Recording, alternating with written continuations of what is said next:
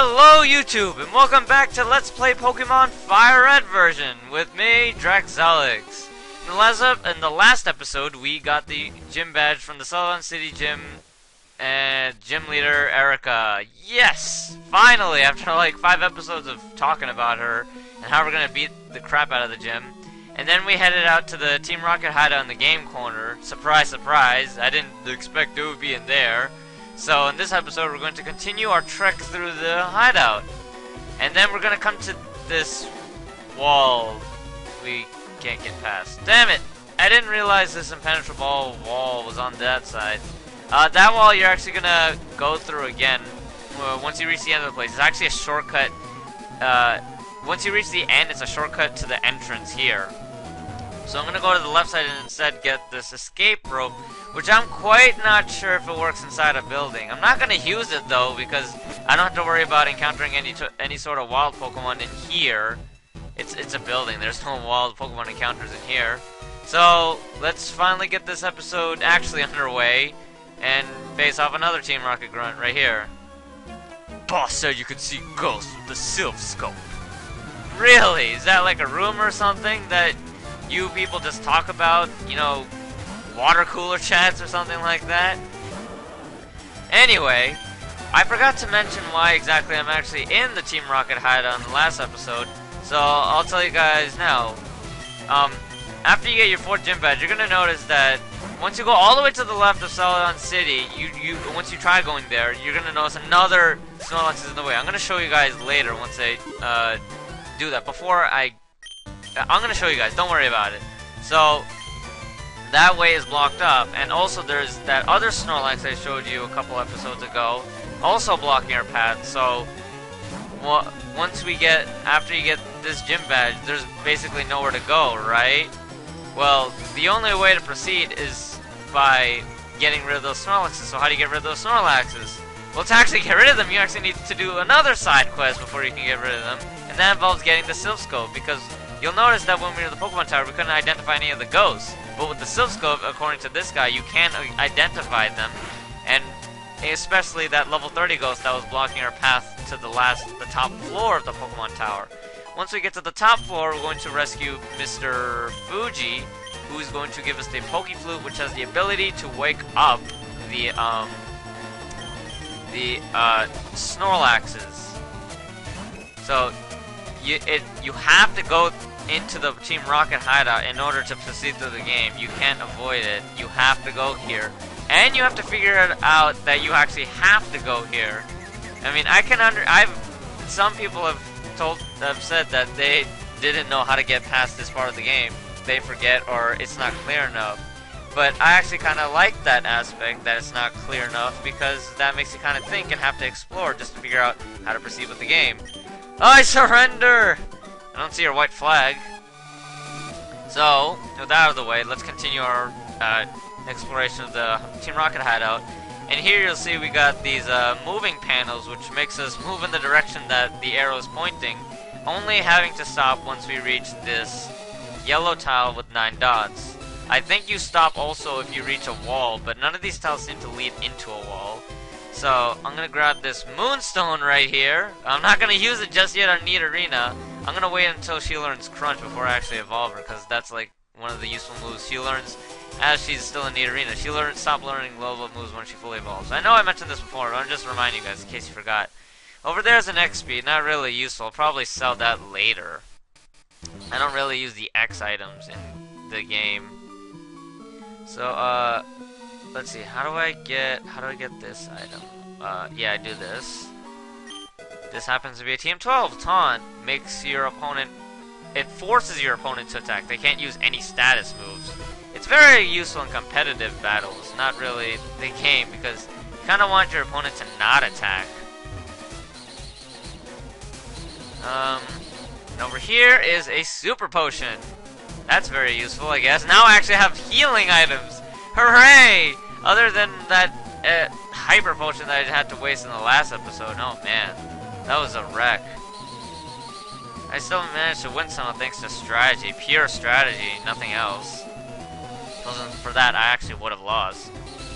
So I'm gonna go back down here because I have to go well, not yet actually. You'll notice here that there's an elevator that once you go in, it's gonna tell you you need a key.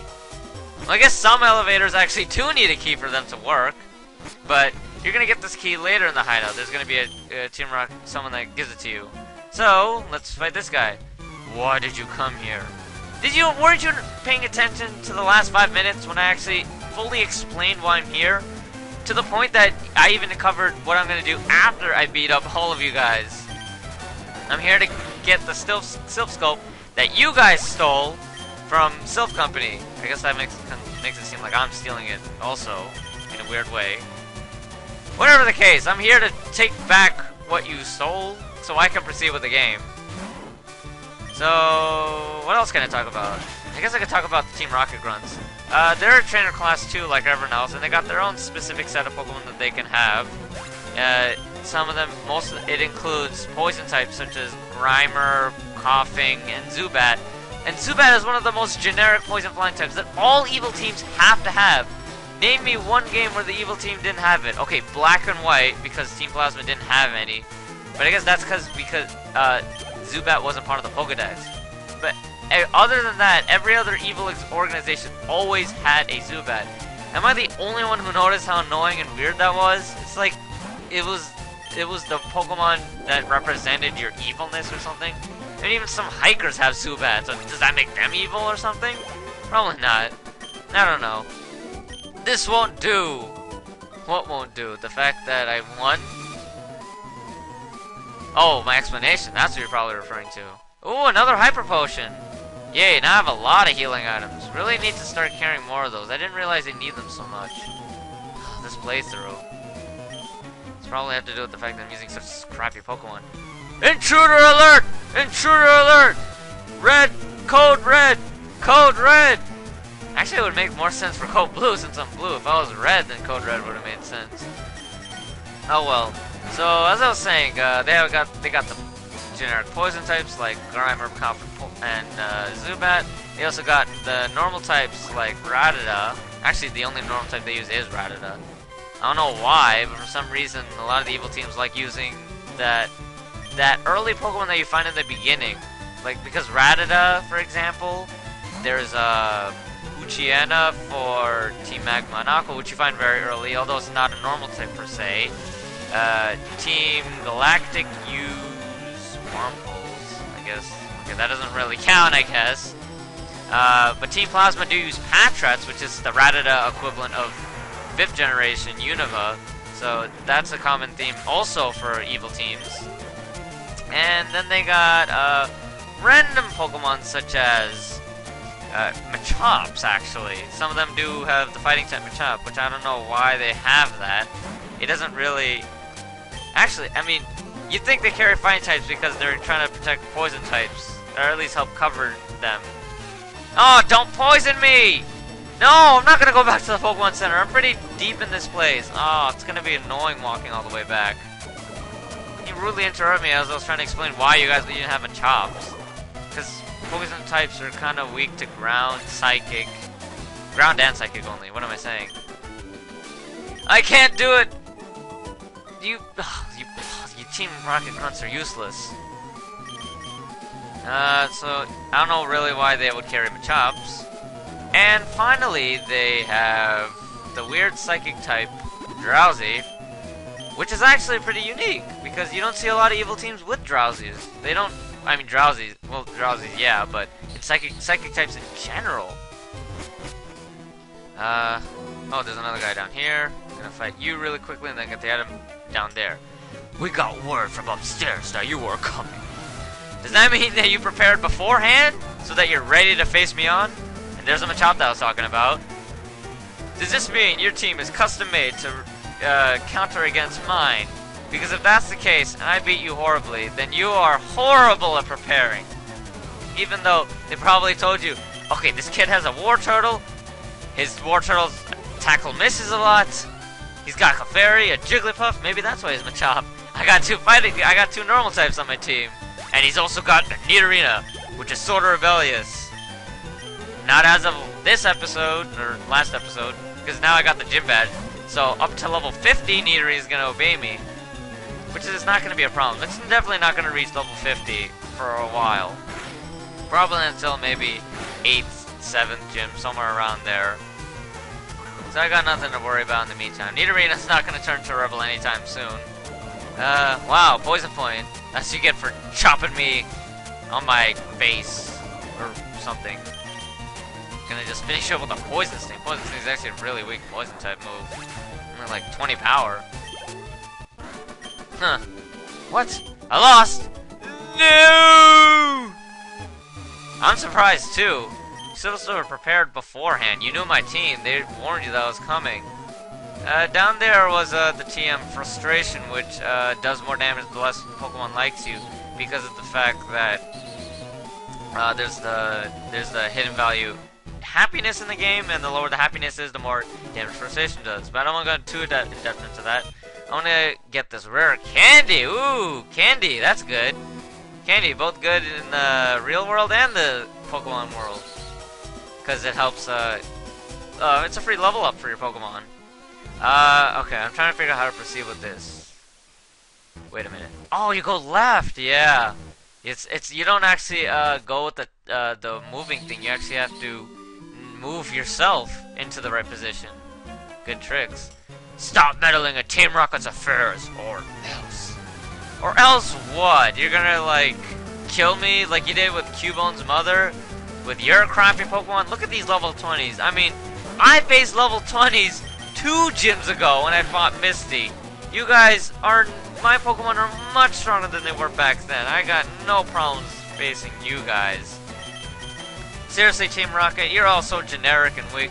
No wonder you're all so weak. There's so many damn members, so many damn generic members. You got no unique Pokemons. Your Pokemon aren't even that strong. I mean, you guys say that you steal Pokemon, but clearly you're stealing it from weaklings, maybe like youngsters or lasses. Go steal from like Elite Four members or gym leaders, people that might actually have good Pokemon, rather than wimps. I shouldn't be really advising Team Rocket on how to be better. Don't want them to actually take over the world. That would suck. I imagine Giovanni being that dictator. Ah, not the confusion does nothing. Man, I really gotta not worry over anything. Even type advantages when I'm fighting Pokemon aren't that big of a problem. Nidorina handled that psychic type like a pro. Oof, take it down. A notch, that's for sure. And over here's a Black Glasses, an item that increases the power of dark type moves such as Bite. So I'm gonna equip this onto Nidorina since Bite is dark type move, so that Bites actually do more damage. I'm gonna probably give Nidorina another item that I'll find later in the game. We continue downstairs. Over here's a Max Isa. And over here is another item. The TM49 Snatch. It's not really a move you should be teaching your Pokemon, so I'm not gonna explain it. You can go look it up yourselves later. The elevator doesn't work. Who has the lift key? I don't know. Whoever could have the lift key? Could it possibly be the guy who mentioned the lift key? So yeah, it's kind of obvious that this guy has the lift key on him because he's the only Team Rocket grunt to have mentioned it. So that means that obviously beating him is going to somehow get us the lift key. You're actually going to find a couple of many different keys in the game, and they all have like slightly different names. So you don't have to worry about names or stuff like that. I don't know why they call it the lift key or something like that. So yeah, we're just gonna beat up this Team Rocket grunt, get the lift key, go back to the elevator, and continue exploring it because that's the only way to go now. Because we've covered all the floors via the stairs, so there's nowhere else to go except through the elevator, where we're going to finally confront the big boss of Team Rocket. Hopefully get the Silph Scope. No! You all say no, sheesh. Oh no, I dropped the lift key! Okay! He just randomly drops the lift key after I beat him in a Pokemon battle. Because I don't know why. That part of the game doesn't make sense to me. He just drops it randomly. Maybe he has like Butterfingers or something. I don't really know. If you guys can explain that to me, that'd be great. He just drops it. Maybe the force of my Pokemon attacks caused them to drop it or something weird like that. Oh man, that's funny. Good comedy. You don't find that in most Pokemon games, actually. So we're gonna now take the lift key to the elevator and actually work it. Let's go up to the top floor because I know the bottom is where I'm supposed to go. There's another grunt here. I'm just gonna face him, but this leads to the exit. Are you lost, you little mouse? No, I'm actually not lost, but if you had a map, that'd be nice, because this place can get pretty confusing to maybe younger kids. I can imagine younger kids having trouble with Team Rocket. If anyone has trouble with Team Rocket, you gotta rethink your life. These guys are a pushover. I mean, their levels are even lower than the trainers I fought on that route like maybe 2 or 3 episodes ago. They still had like multiple Pokemon, but all of their levels were higher than these jokes. I mean, seriously. They couldn't have killed Game Freak to make them a bit harder or tougher. They're a criminal organization. I guess this is why they can be stopped by a 10-year-old. They got such weak Pokemon. This explains why they actually can't be taken down by a 10-year-old. They got such weak Pokemon, even a 10-year-old could take them down. That should be beamified or something like that. Makes sense. Makes about as much sense to me. We need Arena leveled up. Hooray! Unfortunately, I just learned Fierce, so it's not gonna learn any new moves. Why? Is that like a philosophical kind of question? So you notice that the red wall is actually gone. This is the place where the red wall leads to once you beat him. So you can actually, it's a quick, easy exit in case you want to go to the Pokemon Center because your Pokemon got poisoned or something like that. So, yeah, there's that. There's also this calcium. Ooh, calcium builds strong bones and raises special attack of people. Okay. I don't know how they picked out the vitamins for the respective stats, but I'm just going to use that calcium on Wartortle since it's really a special user. So here you'll notice 2 guards here guarding this another red wall. I know you! You ruined our plans at Mount Moon! I'm going to get my revenge. Actually, these are the only 2 guards I've noticed. I just realized how easy it was to actually waltz in here. There was no one really guarding the way. There was only one rocket grunt actually guarding the hidden switch into this place. But other than that, I just waltzed in here like no one's business and just started beating up all the Team Rocket grunts. They got horrible security. For a criminal organization, you'd think they buff up their defenses or something so that 10-year-olds don't invade the place. Oh man, I'm just going on and on about how 10-year-olds can ruin Team Rocket. Oh my gosh, one more evolution. One more level and Turtley was gonna evolve actually. No, I should probably work on Clefairy a bit because Clefairy is falling a bit behind. I thought the EXP was actually a bit more. Alright, spam Water Pulse since it's special attack and not an attack because my attack kind of just fell. Taking bites out of Clefairy, getting critical hits, not a problem. It did like 14 damage. 1 guard down, 1 more to go. Burned again! More like watered down again. I've been using water types, man. And water pulse. It's like a water team. How can you not see the beauty of our evil? This guy seems like a fashionista or something. Maybe like Team Flare if he's talking about beauty. Hey, maybe you should go join them instead of Team Rocket. It seems like you'd fit more in with them since they're all about their quest for beauty and purifying the world and whatnot. Don't really get them. Seems kind of weird. I kind of liked everyone up until... I even liked Team Plasma. I felt like the teams progressively got better and better as the generations kept going. A little note here about these teams. Yes, I know both of these grunts have a Sandshrew and the other guy has a Sandslash. But that's because, and an Ekans. I forgot to mention Ekans. See, some rocket grunts can have Ekans, just so you know. So these 2 rocket grunts are kind of special because they're kind of representing each other. If you notice, one had a Sandshrew. Both of them have a Sandshrew and an Ekans, but one of them has the evolution of one of them has the evolution of Ekans, and the other has the evolution of Sandshrew. I guess that's kind of to represent the fact that these are version exclusives and they're like, I guess, opposites in a way? I don't know, it's kind of weird to explain. But, I guess complements? 2 guards, 2 games, that kind of thing. It's kind of symbolic in a way, I guess. I can understand easily why they did this. Oh man! Jigglypuff got poisoned. Oh, I'm gonna go back to the Pokemon Center. Well, actually, I was kind of planning to end the episode right after I beat these guys, because I know who's behind this door. Who's behind door number 1? Is it A, another Team Rocket grunt? B, the big boss of Team Rocket himself, Giovanni? Or is it your rival? It could always be your rival. You never know when he's gonna pop up. And Jigglypuff leveled up. Yay! Ay-ya-ya! And voila, the door opens to reveal... Yes! Choice B! If you pick choice B, you get your complimentary prize of a bottle of water! Please provide your name, address, phone number, or email to some number in the description, which I will provide later. So yes, in the next episode, I'm going to be taking on the big boss of Team Rocket, Giovanni himself. So until next time... I need to stop coughing so much.